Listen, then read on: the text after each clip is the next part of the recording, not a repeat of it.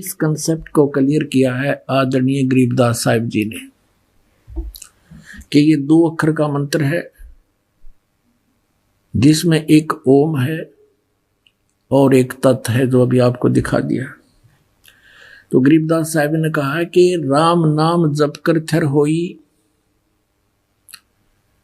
ओम सोहम मंत्र दोई। जिस राम के नाम का जाप करने से स्थाई स्थान प्राप्त होता है, सतलोक मोक्ष होता है, जिससे ये ओम सोहम मंत्र दोई। फिर क्या बताया है कि ओम सोहम जाप जपिए, योग युगत या धूनी तपिए। अब जैसे वाहेगुरु जो जाप दिया था नानक साहिब जी को, साहिब जी ने बताया था कि मर्दाना तू वाहेगुरु जाप कर।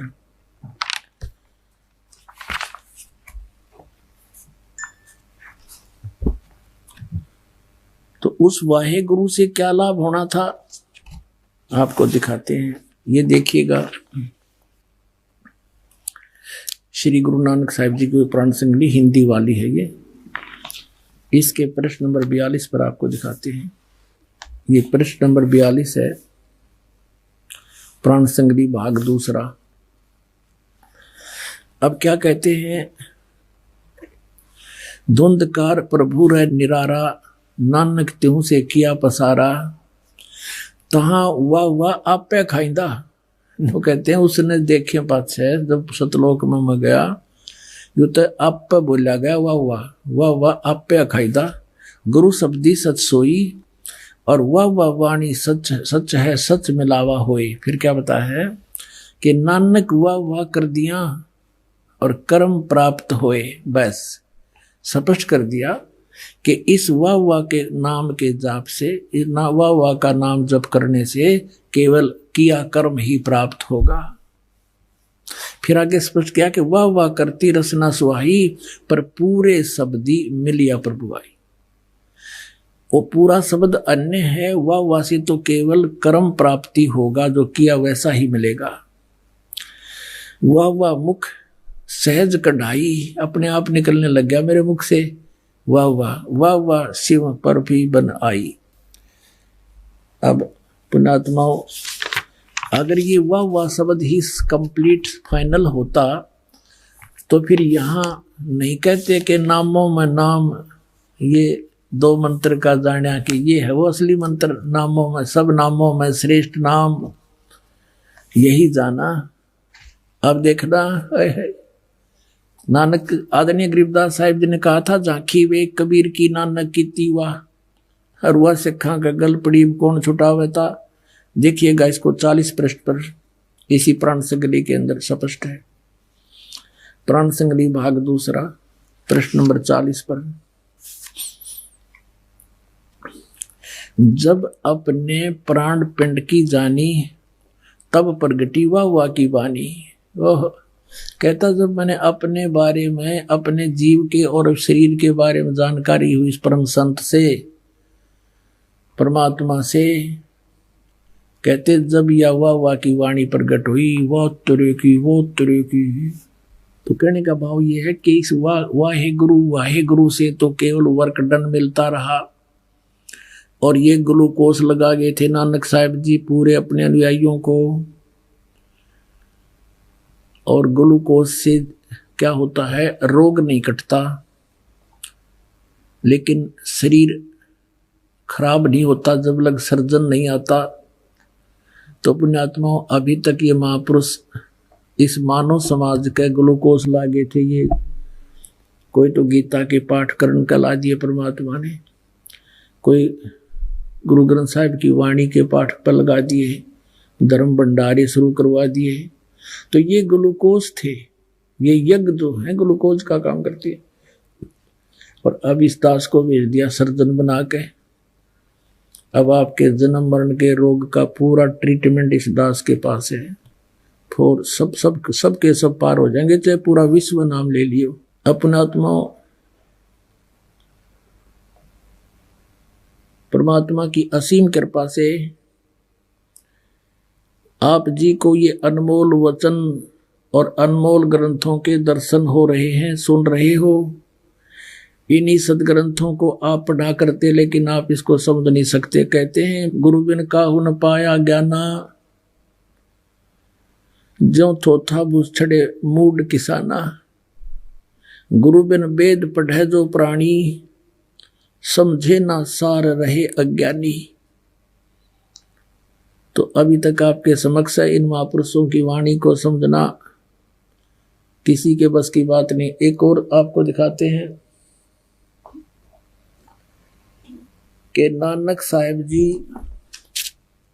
के साथ मर्दाना जी एक बार प्रहलाद जी के लोक में चले गए, जो यहां से लगभग लाखों किलोमीटर है। ये देखिएगा, ये वही प्राण संगली है गुरु नानक देव जी की। ये जन्म साखी है भाई बाला वाली, ये आपको पहले भी दिखाई थी। अब इसके आपको दिखाते हैं 272 पृष्ठ पे।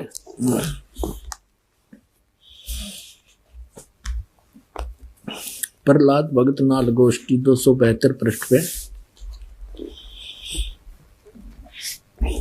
तो प्रहलाद भगत किहा, जब नानक साहिब जी मर्दाना और बाला वहां पहुंचे प्रहलाद भगत के लोक में, ता प्रहलाद भगत किहा, नानक तपाजी तैनू कलयुग विच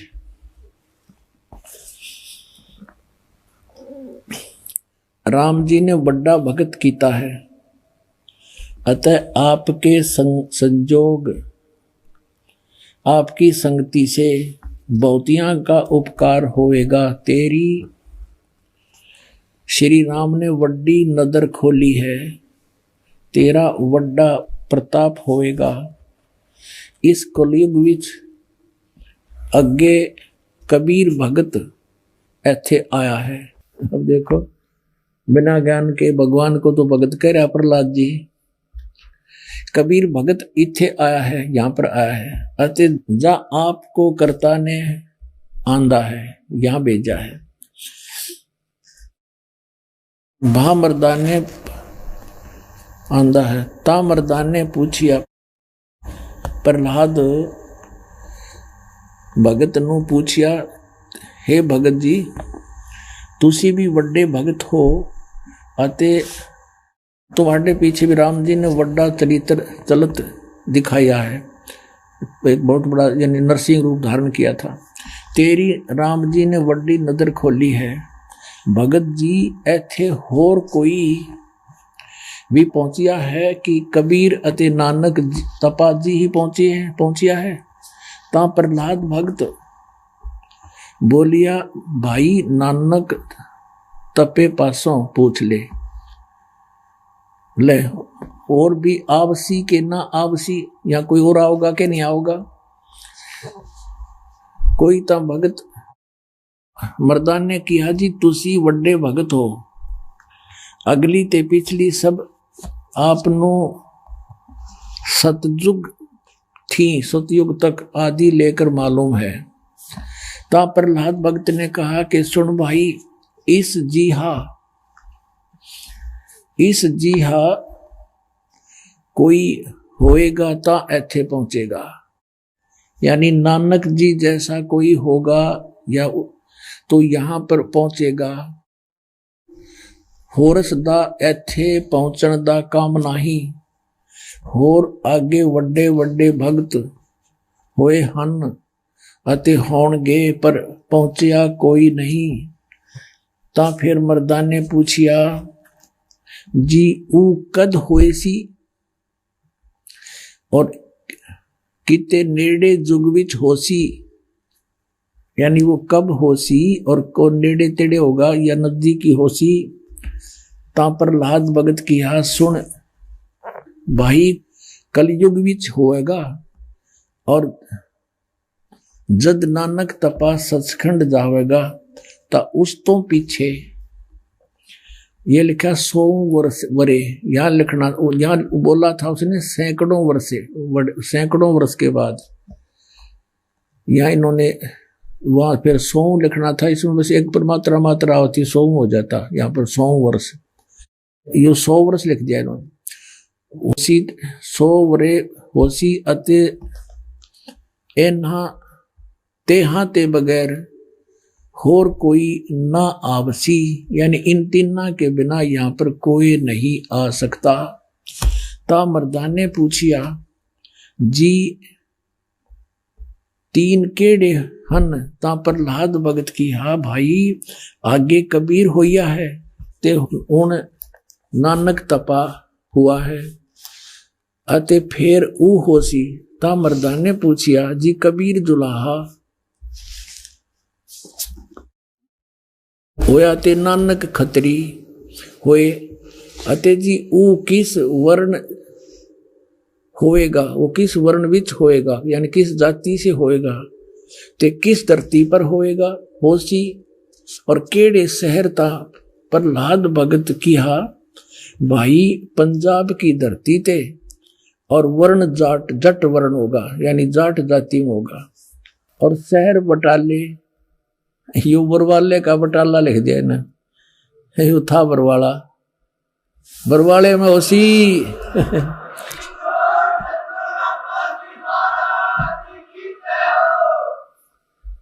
अब इसमें स्पष्ट कर दिया कि केवल 3 ही होंगे इस पृथ्वी पर इस राज को जानने वाले। एक तो भगवान स्वयं आए थे कबीर परमेश्वर, अब उनको तो कोई समझ नहीं सका, वो तो परमात्मा थे ही। फिर नानक साहिब जी को उन्होंने ये ज्ञान दिया, उन्होंने तो प्रहलाद भक्त ने स्पष्ट कर दिया कि वो कौन कौन यहाँ आएंगे, और ये भी स्पष्ट कर दिया कि वो जाट जाति में होगा।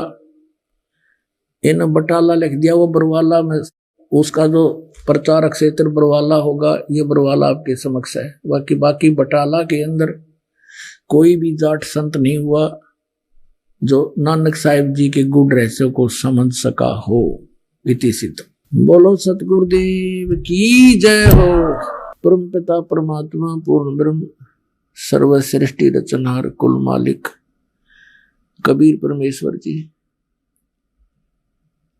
हमें यहां आकर के एक विशेष याद दिलाते हैं जिसकी हमें भूल पड़ चुकी होती है।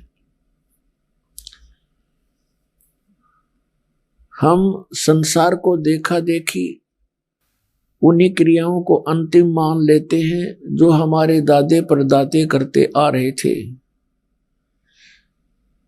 संतानों उत्पत्ति, उसके बाद उनकी परवरिश, विवाह कर दिया, फिर परमात्मा से दुआएं करते रहते हैं इनको संतान दे भगवान।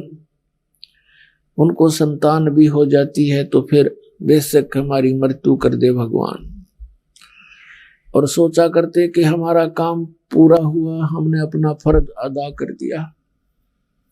तो अब सत्संग में आने से हमें ज्ञान हुआ कि जो इस मनुष्य जीवन से करना था वो तो स्टार्ट भी नहीं किया, वो तो प्रारंभ भी नहीं किया। यदि किया तो शास्त्र विरुद्ध किया। यदि कुछ पुण्य आत्माएं भक्ति करते भी हैं तो उनको सतमार्ग का ज्ञान नहीं, सतनाम का पता नहीं, उस 2 अक्षर के मंत्र का, और उस 2 अक्षर के मंत्र के बिना प्राणी का मोक्ष नहीं। सतनाम के बिना, इस 2 अक्षर के मंत्र और सार नाम के बगैर ये जीव कुछ भी भक्ति साधना करता रहे पर मोक्ष नहीं हो सकता। और मोक्ष के बिना फिर इसका यूज के क्या बताते हैं परमात्मा कि मान लीजिए आपने बहुत घना धन पुण्य कर लिया और शास्त्र विरुद्ध साधना भी करते रहे, वो यूजलेस होती है। आप जी ने कोई धर्म पुण्य किया, उसके कारण आप स्वर्ग चले गए, स्वर्ग के अंदर अपने पुण्यों को समाप्त करके फिर 84 लाख योनियों में भटकते रहे। तो पुण्यात्माओं, जब तक इसको सत साधना नहीं मिलती, तत्वदर्शी संत नहीं मिलते, तत्वदर्शी संत के बगैर सत साधना प्राप्त नहीं होती। तो तत्वदर्शी संत की भूमिका करने के लिए स्वयं परमेश्वर आते हैं सतलोक से चलकर, अपने सचखंड से, उस तीसरे मुक्ति धाम से, और यहाँ आकर के एक महात्मा का रूप धारण करते हैं, जिंदा महात्मा का। कलयुग में जिंदा महात्मा का रूप बनाते हैं और सतयुग त्रेता द्वापर में ऋषि का रूप बना कर आते हैं, क्योंकि उस समय ऋषियों की महिमा होती है और इस समय में साधु संत किसी भी वेशभूषा में होते हैं, उन्हीं को आदरणीय माना जाता है। एक धर्मदास नाम के श्रद्धालु थे, बहुत बड़े धनी व्यक्ति थे।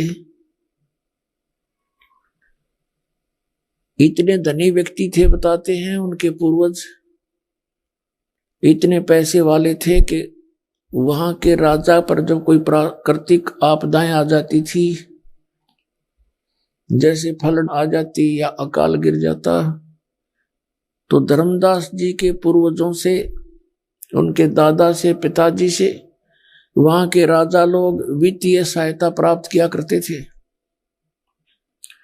अब कहने का भाव ये है दास का कि इतना पैसा जिसको हम सुख मानते हैं और उस सुख से भी आत्मा संतुष्ट नहीं होती, क्योंकि इसको पता है, आभास है कि परमात्मा प्राप्ति बिना इस जीव का कोई लाभ नहीं, इस मनुष्य शरीर का।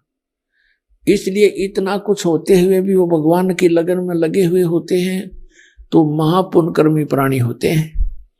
ऋग्वेद मंडल नंबर 9 सूक्त नंबर 86 में, मंत्र नंबर उसके 26 और 27 में, ऋग्वेद मंडल नंबर 9 सूक्त 82 के मंत्र नंबर 1, 2, 3 में, ऋग्वेद मंडल नंबर 9 सूक्त 96 यानी 96 के मंत्र 16 से 20 में, ऋग्वेद मंडल नंबर 9 सूक्त नंबर 94 मंत्र 1 में, ऋग्वेद मंडल नंबर 9 सूक्त नंबर 1 मंत्र 8-9 में, ऋग्वेद मंडल नंबर 9 सूक्त 20 मंत्र 1 में, और भी अनेक स्थानों पर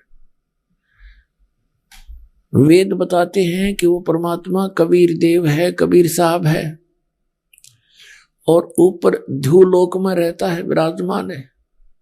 ध्युलोक माने तेजो में, प्रकाश में, लोक में, और वहां से गति करके यहाँ आता है, अच्छी आत्माओं को मिलता है, उनको ज्ञान उपदेश देता है। तो पुण्यात्माओं जो वेद ज्ञान बताते हैं, वेद परमात्मा के गुण बताते हैं, महिमा बताते हैं, वो लीला एकमात्र कबीर परमेश्वर जी ने की है, जो काशी शहर में जुलाई की भूमिका, दान की भूमिका किया करते थे। और वही एक जगत गुरु के रूप में,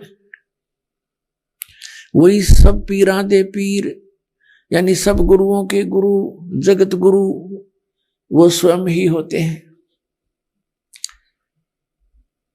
अब जैसा आपको दास बार बार बताता है कि जिन महापुरुषों को परमात्मा प्राप्ति हुई, उन्होंने परमात्मा के वही गुण बताए हैं जो वेदों में वर्णित है, और उन महापुरुषों ने वो भी ज्ञान दिया है जो वेदों में वर्णित नहीं है, इनसे आगे का है। तो जिस महापुरुष की वाणी वेदों से भी मिलती है और वेदों से हटकर जो परमात्मा ने स्वयं आकर ज्ञान बताया उससे मेल खाता है, तो वो संत परमात्मा से परिचित है, वो साक्षात्कार कर चुका है। तो कलयुग के अंदर जिन महापुरुषों को परमात्मा मिले, उनमें से आदरणीय धर्मदास साहिब जी, आदरणीय मलुकदास साहिब जी, आदरणीय नानक साहिब जी सिख धर्म के प्रवर्तक, आदरणीय दादू साहिब जी, आदरणीय गरीबदास साहिब जी गांव छुड़ानी जिला दद्दर हरियाणा प्रांत वाले, आदरणीय गीसा दास साहिब जी गांव खेखड़ा जिला मेरठ उत्तर प्रदेश में, इन महापुरुषों को परमात्मा मिले। इनमें से आदरणीय गरीबदास साहिब जी को विशेष ज्ञान दिया परमात्मा ने, या धर्मदास साहिब जी को दिया, और एक या नानक साहिब जी को दिया। इन तीन महापुरुषों को विशेष ज्ञान दिया था।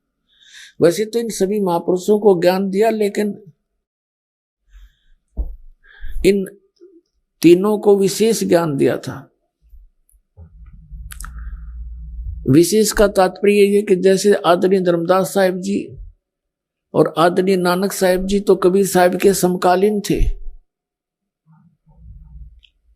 तो फिर बीच में क्या हुआ कि जैसे आपने कल देखा, इन महापुरुषों की वाणियों को कैसे खराब कर दिया। आदरणीय नानक साहिब जी ने परमात्मा प्राप्ति के उपरांत एक ग्रंथ की रचना की थी जिसका नाम रखा था प्राण संगली, और उसमें अपना पूरा ए से लेकर जेड तक कैसे कौन परमात्मा है, कैसे मुझे मिला, उसके पाने की विधि क्या है, उसका श्वासों से सिमरन है। प्राण, प्राण माने श्वास, और श्वास के सिमरन से परमात्मा प्राप्ति होगी इस 2 अक्षर के मंत्र का जाप करने से, साथ में सार नाम। तो इन तीनों का जाप करना होता है, 2 अक्षर के मंत्र का दोनों का जाप करना है और सार नाम का। तो उन्होंने आदरणीय नानक साहिब जी ने प्राण संगली अर्थात श्वासों का भेद उसमें छुपा दिया था, लिख दिया था, क्योंकि काल से इस भक्ति को बचाए रखने के लिए परमात्मा के आदेश से इन महापुरुषों ने वही किया जो परमात्मा का आदेश था। परमेश्वर कबीर जी ने उस समय इनसे कह दिया था कि तुम इस सतनाम का जाप करो, 2 अक्षर का जो जाप है सतनाम का, इसमें एक ओम मंत्र है, एक गुप्त है, ये दास बताएगा। लेकिन इसको अभी डिस्क्लोज ना करना, सार्वजनिक मत करना, नहीं तो ये काल के द्वारा भेजे गए संत, ये पंथ, इनको ये नाम का पता लग जाएगा और ये अधिकारी है नहीं। अनअधिकारी से प्राप्त मंत्र से प्राणियों को लाभ किसी को होगा नहीं। और सभी ये सोचेंगे कि हमारे गुरुजी भी यही मंत्र देते हैं, हमारे गुरुजी भी यही मंत्र देते हैं। और फिर जब हम अपना दास भेजेंगे, ये दास जब भेजना था, फिर कोई भिन्नता नहीं होती, क्योंकि साधना में भिन्नता होनी चाहिए। ज्ञान में, ज्ञान तो कोई सुना सुनाया भी थोड़ा बहुत मिलता जुलता बोल सकता है, समाधान के ऊपर सारे सब कुछ आधार है।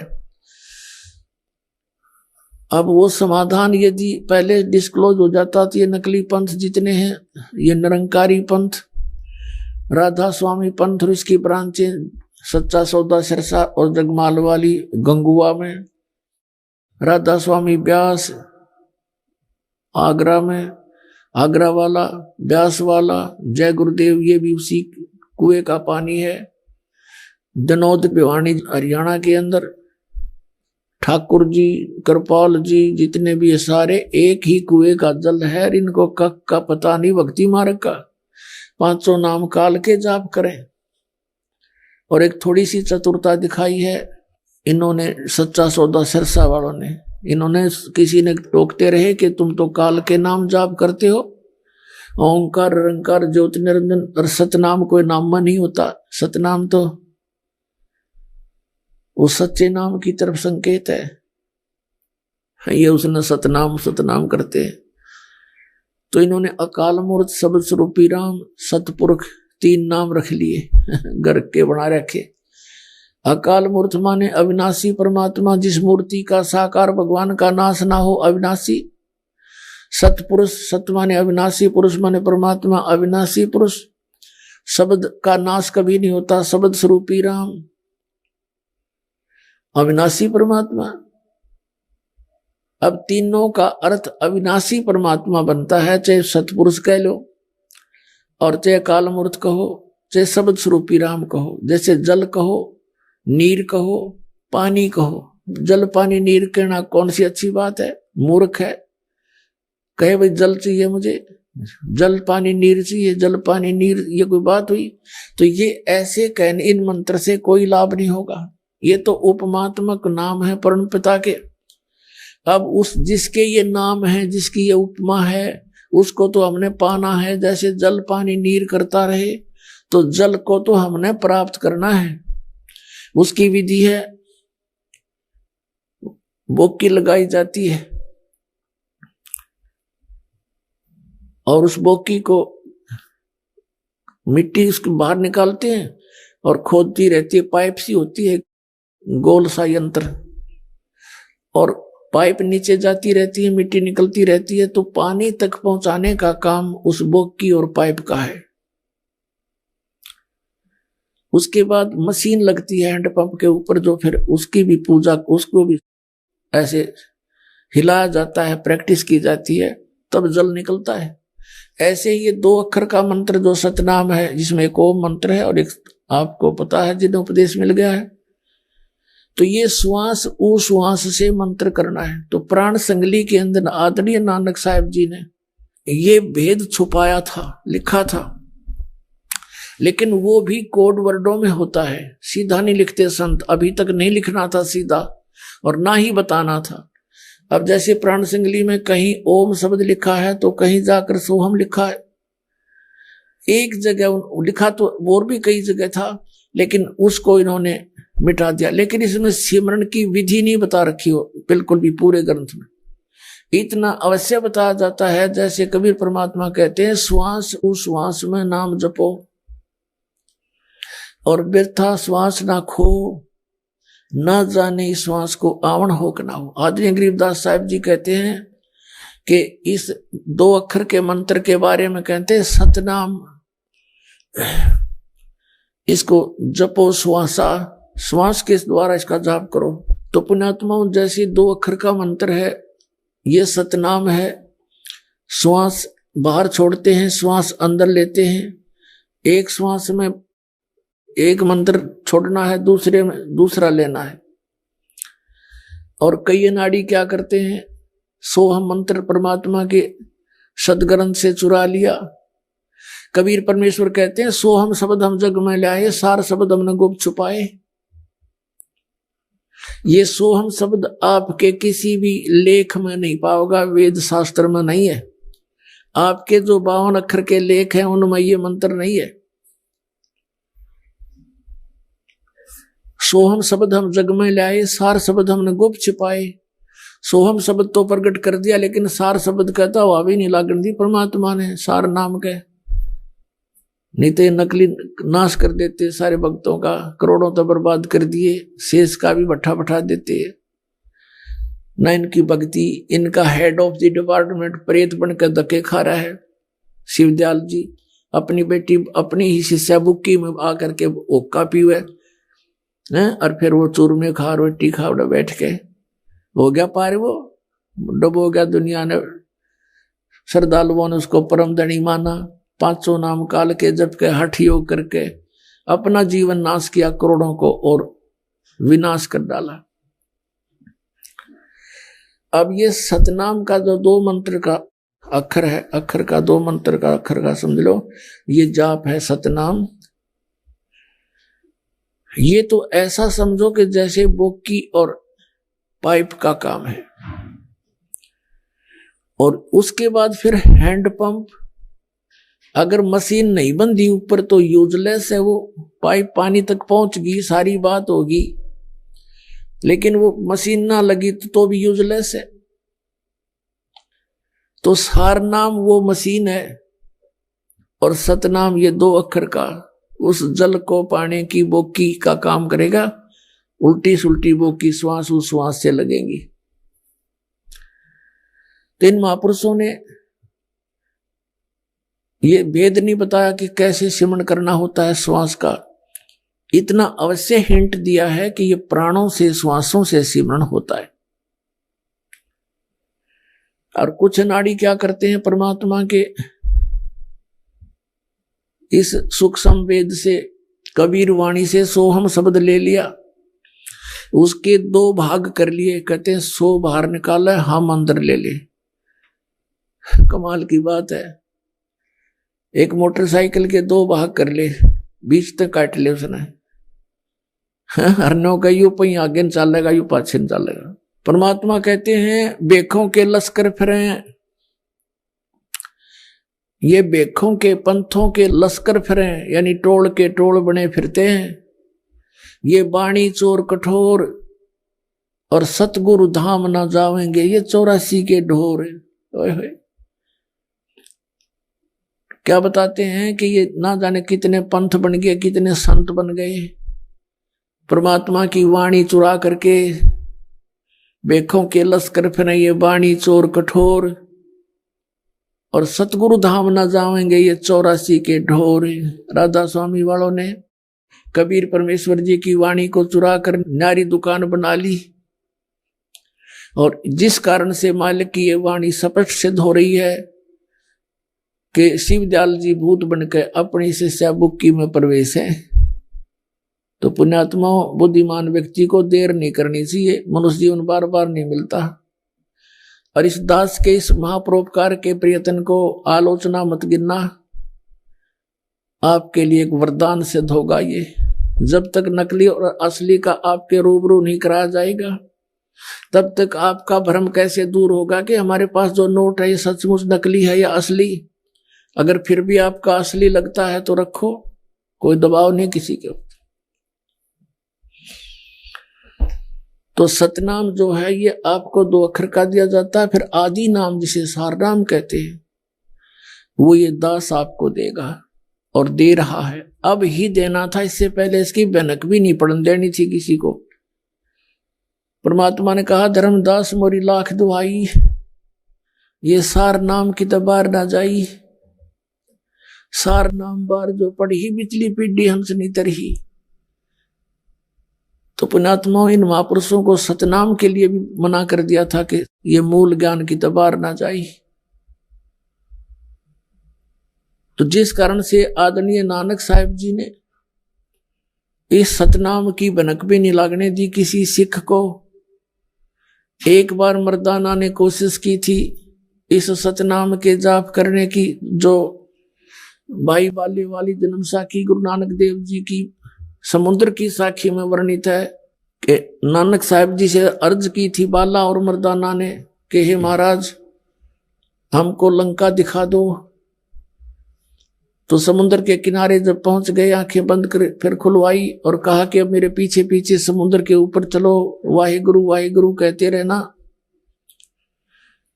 आगे आगे नानक जी, श्री नानक देव जी, पीछे पीछे दोनों चेले बाला और मर्दाना चल रहे हैं। समुद्र के ऊपर जैसी पृथ्वी पर चला करते हैं, वो दोनों जने वाहिगुरु बोल रहे हैं, लेकिन नानक साहिब जी इस 2 अक्षर के मंत्र का नाम उच्चारण करके जाप कर रहा है। अब मर्दाना ने देखा कि गुरुजी तो ओम सोम जपते जाते हैं, उसने भी यही 2 अक्षर का मंत्र शुरू कर दिया। तो समुद्र में डूबने लगा, गोते खाने लगा, मरने को हो गया। तब नानक साहब ने कहा कि भाई, गुरु की करने की तरफ नहीं देखा करते, गुरु जी की आज्ञा का पालन कर, वही मंत्र जाप कर जो मैंने तुझे कहा है, वाहिगुरु। तो उसी समय वो वाहिगुरु वाहिगुरु करने लगा, तो फिर उसी तरह खड़ा हो गया और समुद्र पर चलने लगा। तो ये झटका देना जरूरी था, और इस मंत्र को सार्वजनिक करना भी आवश्यक था कि ये पता चले कि मैं के मंत्र जाप करूं था, मैं किससे मोक्ष हुआ मेरा। और परमात्मा का आदेश था कि आगे इसको दान नहीं करना। नानक साहिब जी ने किसी को नहीं दिया ये मंत्र, स्वयं जाप किया। तो पुण्यात्माओं, वो महापुरुष थे, वो दृढ़ भक्त थे। जैसा कि वेदों में लिखा कि वो दृढ़ भक्त को आकर मिलता है, तो ये वो दृढ़ भक्त थे। इन्होंने भगवान के आदेश का पालन किया, ये नहीं सोचा कि आने वाले अनुयायियों का क्या होगा। वो परिचित थे इस बात से, परमात्मा से डेली वार्ता किया करते थे। वो परमात्मा कबीर परमेश्वर जी उनको समझा करते थे कि चिंता ना करो, तुम ये वाहिगुरु मंत्र देते हो, ये वाहिगुरु कौन है? ये कबीर परमेश्वर की तरफ संकेत है। आदरणीय गरीबदास साहिब जी कहते हैं, झांकी वे कबीर की नानक की तीवा, और वह सिखा के गल पड़ी कौन छुड़ावेता। तो आपको कल प्राण संगली में दिखाया था कि वाहिगुरु नाम के जाप से वर्क डन मिलता है, किया कर्म ही मिलता है, मोक्ष नहीं हो सकता। और मोक्ष के लिए ये सतनाम 2 अक्षर का ये अनिवार्य है। तो यहां ये भी ध्यान रहे कि नानक साहिब जी के उपरांत जितने भी 9 गुरु हुए हैं, सिख धर्म के, उनको भी सतनाम प्राप्त नहीं था।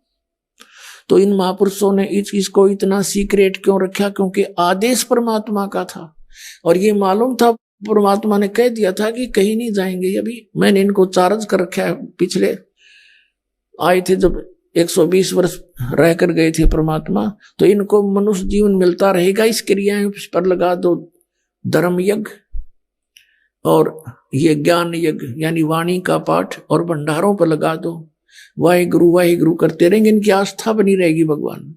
और फिर जब आएगा पीक टाइम, प्राइम टाइम, फिर इनका फिर जन्म होगा और इनके घर पर फिर देखना सब बच्चों के, सभी जो इस मालिक की शरण में आएंगे, इनके घर के अंदर जो संतान आवेगी वो बहुत पुण्यकर्मी प्राणी भेजेगा परमात्मा, क्यों उनको सीधा ही सतनाम प्राप्त होगा, उन नंडले डोणे को नहीं। तो महान आत्मा होंगे आपके घरों पर और अब के सब का पार हो जाएगा। अब जैसे हमने असंख्यों जन्म हो गए, जन्मते और मरते ने, और परमात्मा को पता था कि 5-7 जन्म और हो गए थे कि बिजली पड़ेगी, फिर संभाल लेंगे आके। और जय ये काल के दूता के हाथ लग जाता, पुण्यात्माओं भट्ठा बैठ जाता मनुष्य जीवन का, और नास्तिक हो जाते कुछ दिनों में ये पूरा मानव समाज। राधा स्वामी धन धन सतगुरु से आने वाली पुण्यात्मा रो रहे हैं, कहते हैं हमने 30-30 वर्ष बर्बाद कर दिए और हमें कोई आध्यात्मिक लाभ तो दूर, हमें भौतिक लाभ का भी नाश हो गया हमारे का, क्योंकि पूर्व जन्म की पुण्यकर्मी प्राणी ही परमात्मा की खोज किया करते हैं और वो फंस गए इन परम धनिया के, जिन्हें का पता नहीं था। आप भूत बन गए और साथ में इनका जीवन नाश कर दिया। तो पुण्यात्माओं अभी भी कुछ नहीं बिगड़ा है।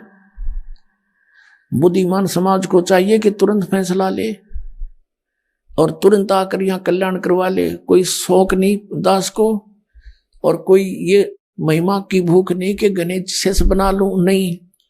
दास तो एक कुत्ता है परमात्मा का भेजा हुआ, आपके लिए भौंक रहा है। आप धनी हो और धनी ही चिंता किया करता है, कुत्ते के भौंकने से जाग जाता है। निर्द जिसके पास पैसा है नहीं, वो कुत्ता भौंके जाओ, उसने पता मेरे पास खक नहीं। तो जो पुण्यकर्मी प्राणी हैं वही भगवान की खोज में घूम रहे हैं, वो धनी है पिछले जन्म के इस पुण्य भक्ति के। तो उनके लिए दास ये भौंक रहा, आवाज लगा रहा है कि तुम गलत दिशा में जा रहे हो, तुम्हारा धन नाश हो रहा है, तुम्हारी जेब कट रही है, तुम्हारा जीवन बर्बाद हो रहा है, संभलो और आके सतनाम लेकर कल्याण करवाओ। अब जैसा दास ने एक शब्द, एक वाक्य बोला था कि इन 3 महापुरुषों को विशेष ज्ञान दिया, किन किन को? आदरणीय धर्मदास साहिब जी को, आदरणीय नानक साहिब जी को, आदरणीय गरीबदास साहिब गांव छुड़ानी जिला झज्जर वाले को। कारण क्या था कि आदरणीय धर्मदास साहिब जी, आदरणीय नानक साहिब जी ये तो समकालीन थे परमात्मा जी, और काल ने कहा था कि मैं कबीर परमेश्वर को कहा था तेरे ही पंथों में, जो तेरे नाम से पंथ चलाऊंगा और उनमें अपने दूत भेज कर तेरे सदग्रंथ सबका नाश करवा दूंगा, भक्ति शास्त्र विरुद्ध साधना करवाता रहूंगा, ताकि वो मेरे मुख में ही समाते रहेंगे। तो मालिक को पता था कि ये काल के दूत या फिर काल से प्रेरित या पूर्ण ज्ञान ना होने के कारण ये संत पद प्राप्त प्राणी इन सदग्रंथों को बर्बाद कर देंगे। उसकी पूर्ति के लिए आदरणीय गरीबदास साहिब जी के द्वारा परमात्मा ने अपनी वाणी का प्राकट्य दोबारा करवाया, और ये उन्होंने पूर्व निश्चित कर दिया था कि धर्मदास जो बर्मा पंथ आवेगा काल का है, तो ये सारे काल के ही पंथ, और सभी प्राणी सभी संत वो हैं परमात्मा के ही बच्चे। लेकिन यहाँ वो आते हैं अच्छे कर्म के लिए, करते हैं शुभ, मार्गदर्शन करूं, सबको रास्ता बताऊं, लेकिन उनको वो भ्रमित कर देता है। काल उनका दुरुपयोग कर लेता है। परमात्मा की अच्छी आत्माओं को जो गुरु पद प्राप्त करते हैं, बहुत अच्छी आत्माएं होती हैं, और तत्व ज्ञान के अभाव से फिर उनको स्वयं प्रयोग करके उन्हीं की शब्द शक्ति से जनता को भ्रमित करवा के उनके अनुयायी बनवा देता, बहुत ढेर सारे, और सब शास्त्र विरुद्ध साधना कर रहे होते। इसलिए परमात्मा ने कहा था कि फिर बर्म पंथ गरीबदास पंथ होगा और बर्म पंथ में मेरी वाणी प्रकट हो जाएगी, मेरी महिमा मेरी यथार्थता फिर दोबारा प्रकट होएगी। बीच में जो गड़बड़ कर दी जाती है किसी भी कारण से, ये संत जन सोचते तो हैं हम अच्छा कर रहे हैं, लेकिन फिर भी इनसे गलती हो जाती है। उसकी पूर्ति करने के लिए परमात्मा ने आदरणीय गरीबदास साहिब जी को फिर विशेष ज्ञान दिया, विशेष ज्ञान दिया धर्मदास साहिब जी को, विशेष ज्ञान दिया नानक साहिब जी को। लेकिन वो ज्ञान आते आते यहाँ तक कुछ सीमित सा बन गया और उस जो यथार्थ ज्ञान थे उनको किसी भी कारण से वो प्रकाश में नहीं लाया गया। इसका एक थोड़ा सा भेद उदाहरण देते हैं। जैसे आदरणीय नानक साहिब जी ने परमात्मा की महिमा और जैसे जैसे उनके साथ घटना घटी, कौन परमात्मा मिले, कौन थे उनके गुरु, वो विशेषकर इस प्राण संगति में वर्णन कर दिया था। तो फिर उधर से एक घटना ऐसी मालिक ने रजा बख्शी थी कि मर्दाना ने 2 अक्षर का नाम जाप करना शुरू कर दिया था। वहां उसको झटका देना भी अनिवार्य था कि कहीं आने वाले समय में अन्य कोई इस मंत्र का जाप करता रहे, सार्वजनिक हो जावे और परमात्मा के आदेश की उल्लंघना हो जाएगी, मैं दोषी हो जाऊंगा। नानक साहिब जी ने सोचा था। फिर इसको इस खजाने को रखना भी सुरक्षित आवश्यक था कि आने वाले समय में जब इस दास को भेजना था, अब ये समय था। तो यहां तक इस परमात्मा के इतिहास को जीवित भी रखना था। अब क्या किया, प्राण संगली के बारे में नानक साहिब जी ने क्या लिखा है उसको, उस ग्रंथ के बारे में, और फिर उसको गुरु ग्रंथ साहिब में शामिल नहीं किया गया। उसका कारण क्या था? उसका कारण यही था कि इस प्राण संगली के अंदर पूरी डिटेल लिखी हुई थी। इस 2 अक्षर के मंत्र की रह रहकर लिखा हुआ था, बहुत बार लिखा हुआ था।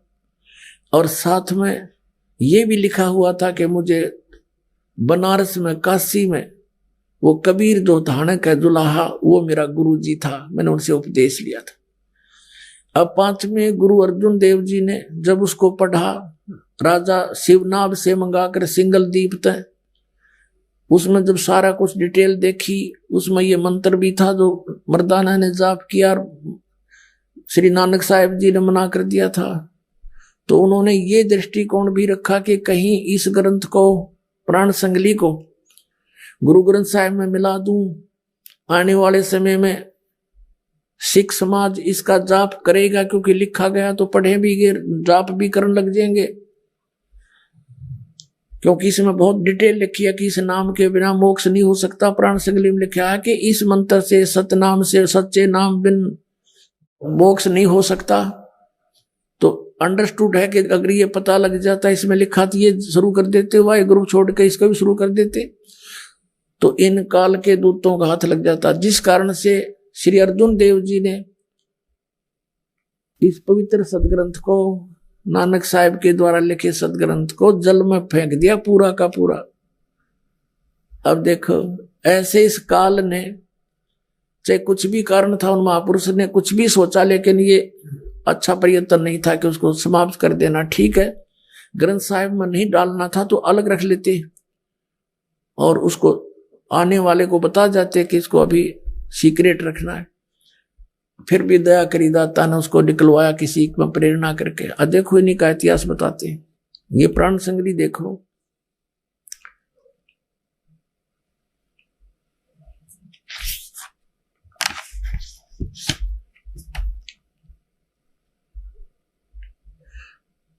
एक ओम सतगुरु प्रसादी।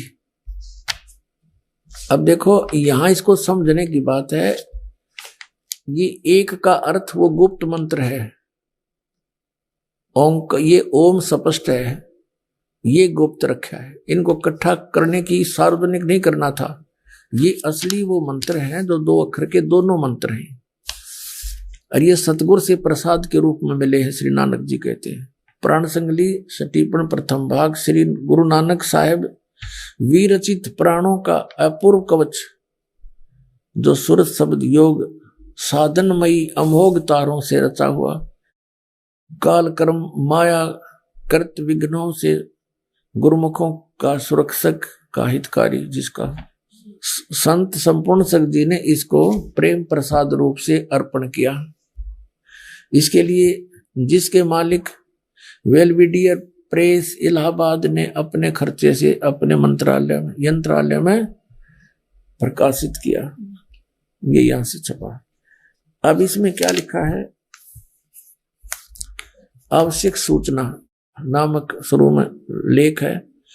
गुरु नानक साहिब ने यह अपूर्व ग्रंथ प्राण संगली किस अवसर पर सिंगला द्वीप में वहां के परम भक्त राजा शिवनाभ जी को उपदेश करके बख्श दिया, शिवनाभ राजा को दे दिया, और फिर उनकी 5वीं गद्दी के अधिष्ठाता गुरु अर्जुन देव जी ने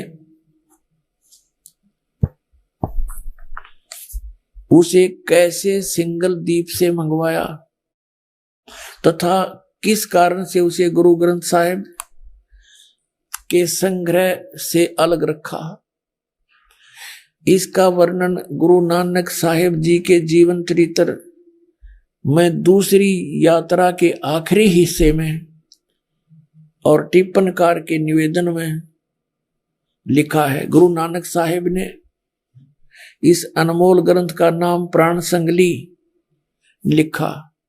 क्यों रखा?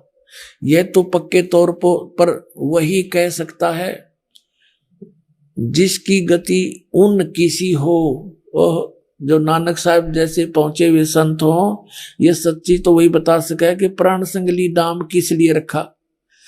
तो भी कुछ लखावा उसका उनके इस वचन से होता है जो निज मुख से उन्होंने राजा शिवनाभ से कहा।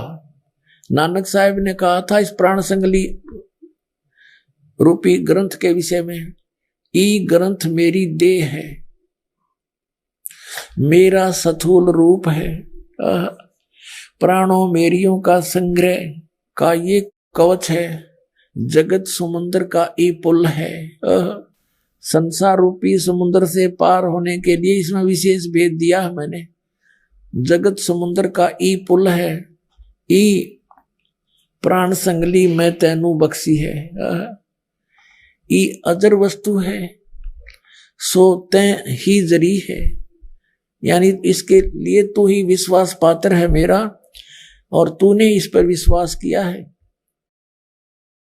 ई प्राण संगली अमृत प्रवाह है, तेरे ही मुख विषय प्रवेश हुई है, होर 3 लोका विच इस वस्तु नु संभालता कोई नहीं, ताते प्राणों विखे प्राण संगली रखनी। कहता इसने इतनी संभाल कर रखी है जैसे सांस होया करे। अब क्या कहा है नानक साहिब जी ने, देखो पुण्यात्माओं, ये शब्द पढ़कर दास की आंखों से आंसू बहने लगे। जिस दिन पहली बार पढ़ा, अभी हफ्ता पहले पढ़ा इसको, कि कितनी प्यार से कहा है कि ये मैंने जो एक परमार्थ लेख लिखा है, अपना अनुभव लिखा है परमात्मा से प्राप्त ज्ञान के आधार से, और ये प्राण संगली ग्रंथ मेरा शरीर है, मेरी देह है। अब जैसे गुरुजी का सत्कार करते हैं ऐसे आदरणीय तो रखना इसको, यानी किसी ओछे मंदे व्यक्ति को मत दे देना, कहीं इसको बर्बाद ना कर दे। भाव ये था उनका कहने का कि मैंने अपनी आत्मा निकाल के रख दी इसमें, जो ज्ञान इसके अंदर मैंने भर दिया, जो मैं जानू था इसमें सारा लिख दिया, और यह मेरा शरीर है, मेरी देह है, ये मेरा स्थूल रूप है। ये ना समझना कि प्राण संगली कोई नानक साहब जानकर कि ये उनकी शरीर है, इसमें मत्था टेके जाओ, नहीं, ये लेख हैं, ये धन दबागे इसमें।